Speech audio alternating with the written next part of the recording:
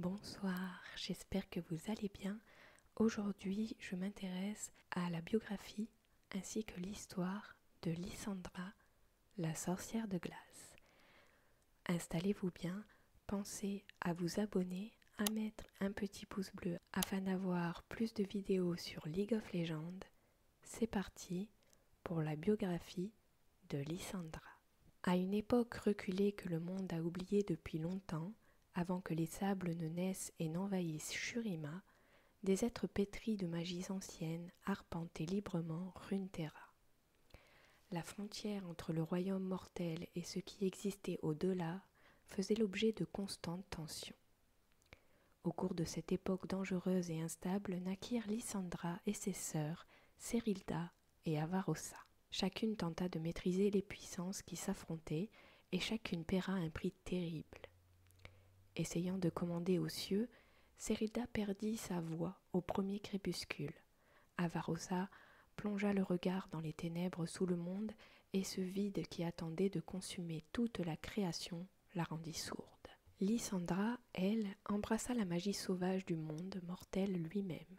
En réponse à cette arrogance, les griffes barbares d'un dieu primitif lui crevèrent les yeux et l'aveuglèrent. Toutes les sœurs avaient perdu une partie d'elles, mais sur les champs glacés des nombreux combats de Lysandra, elles s'unirent et prévalurent. Ensemble, elles étaient impossibles à arrêter, mais même les liens du sang ne sont pas immortels. Ayant perdu la vue, Lysandra choisit de marcher dans les rêves. Tandis qu'elle évoluait dans les visions de ceux qui l'entouraient, elle comprit qu'elle était la seule à voir les ténèbres en contrebas pour ce qu'elles étaient vraiment. L'abysse promettait non seulement une fin au monde, mais ensuite l'infinité. C'était la mort à la fois dangereuse et riche de potentialités. Sans en avertir ses sœurs, Lysandra conclut un marché en leur nom avec les entités divines dont elle partageait les visions. Les veilleurs leur conféreraient une immortalité presque totale. En contrepartie, elles prépareraient Runeterra pour la venue du néant. Les trois sœurs et leurs disciples les plus puissants prirent le nom de sublimés. Ceux qui étaient capables de supporter le froid le plus glacial seraient épargnés jusqu'au bout. Cependant, les sœurs de Lysandra étaient de moins en moins satisfaites. Avarossa disait que la seule chose pire que la mort était la servitude.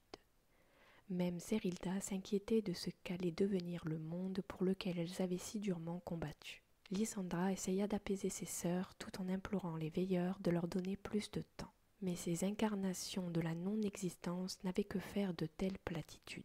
Le néant fit éruption dans le monde mortel tout au nord, et il devint impossible pour Lysandra de camoufler ses allégeances. À cet instant, sa seule alternative était de laisser le monde être consumé ou d'abandonner ce qui lui tenait le plus à cœur.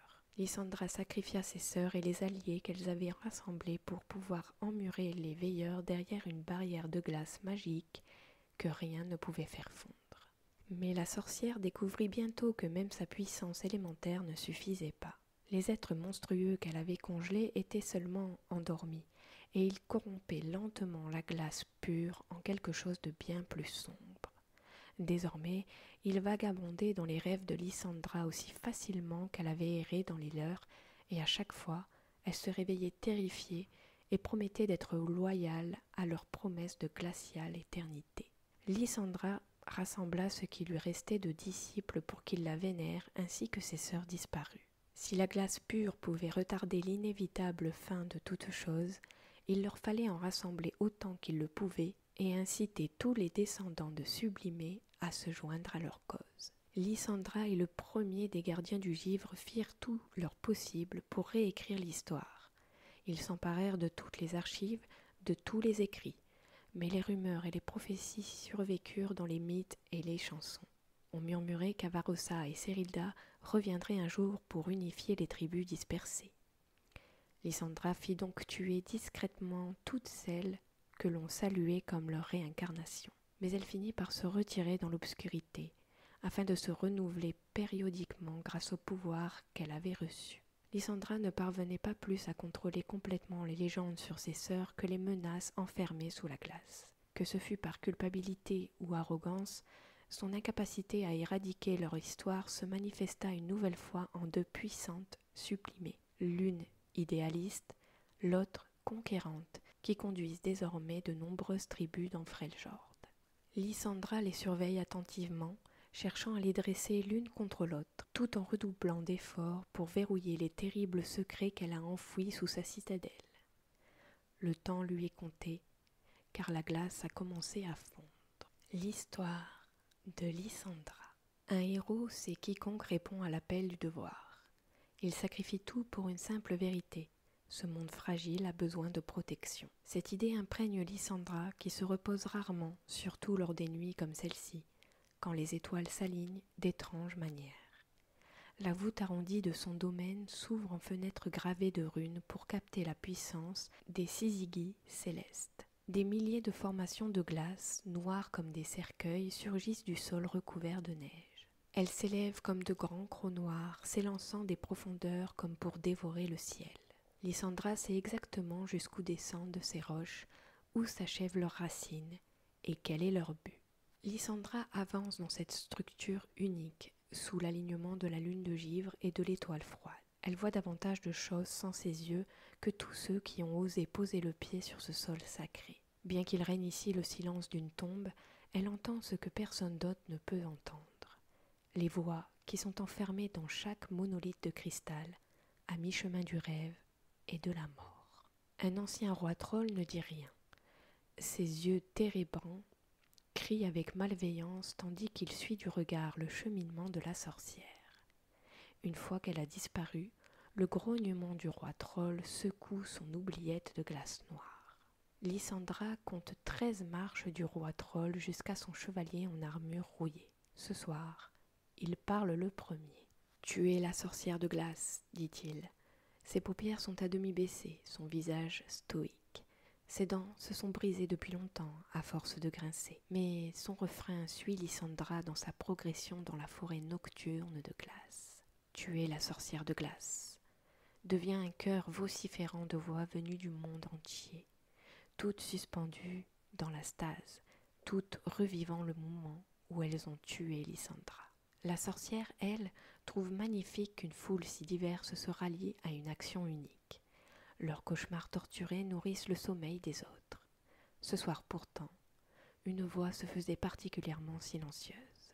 Lysandra trace son chemin dans les crevasses entre les cristaux vers l'un des héros les plus exotiques de sa collection. Le silence crée les mystères et elle aime forcer les secrets des lèvres scellées. Elle ressent un changement de température, une aura de chaleur. Elle n'est pas seule. Quelqu'un se promène dans sa ménagerie de verre et ce n'est pas un invité. Ses pas sont des murmures sur la neige tandis qu'elle suit la piste de chaleur. Les langues gelées n'ont pas leur place ici, dit Lysandra.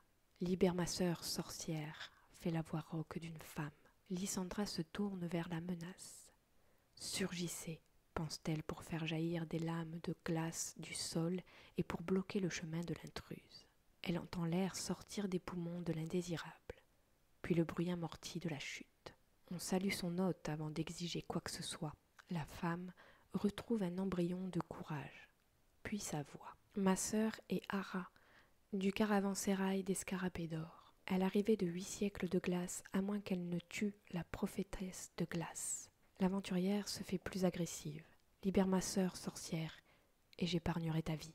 Lysandra ne voit aucune raison de gaspiller son souffle dans un rire de pitié. Ah, tu veux passer un marché alors? Lysandra fait courir ses doigts osseux sur la surface du cercueil de verre de Ara et écoute la voix captive à l'intérieur. Le nom de l'intruse danse sur la langue de Ara et désormais sur celle de Lysandra aussi. Tu as ignoré l'ordre de ta sœur, Margène. Tu as abandonné le caravansérail.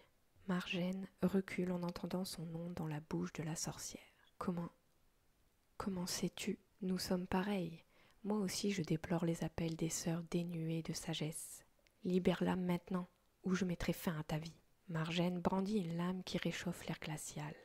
Elle dégage une aura de magie familière et particulièrement brutale. Elle a été forgée par un esprit ancien dont Lysandra a effacé le nom de la mémoire de Freljord. Réfléchis à l'offre de la sorcière, Je vais te libérer de cette dague chaude et en échange réunir les deux sœurs. L'alignement de la lune de givre et de l'étoile froide s'achève. Lysandra ne voit pas la lumière bleu pâle descendre sur la grotte. Elle se demande à quoi cela ressemble pour cette femme, née dans le Grand Saï. Margène approuve du menton. Tu es plus intelligente que presque tout le monde ici. Les lèvres bleues de Lysandra s'ouvrent en un sourire déviant. Tue la sorcière, hurle Hara du fond de sa prison obscure. Le cœur de Margène bat asynchrone et son bras agit. La lame fend l'air froid. Elle plonge dans la poitrine de Lysandra. Tu as écouté ta sœur. Lysandra tombe à genoux puis s'effondre. La neige silencieuse recouvre son corps. Margène se tourne vers Hara, encagée dans une glace fissurée. Sa surface dégouline d'eau fondue. De l'eau sombre goutte sur la neige blanche. La magie qui l'emprisonnait se délite. Tu te souviens quand Mère nous a appris la danse du sable? Suis la chaleur avec la plante de tes pieds. Suis la chaleur, Hara. Suis-moi. Les fissures s'élargissent dans la prison de Hara qui lutte pour se libérer. Enfin, la coque s'effondre. Et la voilà, à genoux près de Margène, dans une mare d'encre. Elle s'enlace, et leur visage n'est que soulagement. Nous avons réussi, dit Margène. Le caravansérail est sauvé. Les 8 siècles de glace sont conjurés. Hara approche encore et murmure dans l'oreille de Margène. Les sœurs qui écoutent. Au lieu de la voix de Hara, elle entend le timbre froid et calme de la sorcière de glace. Ce sont les plus faciles à piéger. Margène rompt leur embrassade. Les yeux de Hara s'élargissent en entendant ces mots qui sortent de sa propre bouche. Ses lèvres esquissent un simple mot. Fuis. Mais Margène ne peut pas. Ses bottes en cuir remontées de fourrure sont couvertes de glace, l'immobilisant sur place. De la glace noire rampe sur ses jambes. J'ai tué. Elle regarde le cadavre de Lysandra, mais ne voit que de la neige. Elle s'aperçoit alors que la lame est toujours dans sa main. Margène comprend. Je n'ai jamais frappé. Un éclair d'un blanc de craie capte son attention. Elle lève les yeux vers la fenêtre couverte de runes. Au-dessus d'elle, là où il devrait y avoir une lune de givre sur une étoile froide, une paire de lèvres bleues simule un sourire moqueur. Tes sœurs, murmure Lysandra aux 2 femmes dans leur tombe glaciale. Inséparables, dévouées l'une à l'autre, mais toujours si stupides. Margène et Hara enlacées l'une à l'autre dans une démonstration d'affection transformée en terreur. La glace noire se referme sur leur visage. Lysandra admire sa dernière acquisition. J'ai préféré me débarrasser des miennes. Là où se dressait un seul cercueil de glace noire, il y en a 2 qui se rejoignent à la base. Des sœurs unies pour l'éternité, Margène et Hara du Grand Saï, leur lien plus fort que la distance entre la toundra et le désert, des retrouvailles si puissantes. Lysandra sent la satisfaction des monstres qui se repaissent sous ses pieds. Les illusions lancées par les rêves des sœurs, projetées à travers la glace, permettront de prolonger encore un peu le sommeil des bêtes. Quel épuisant travail que celui qui consiste à assoupir les monstres.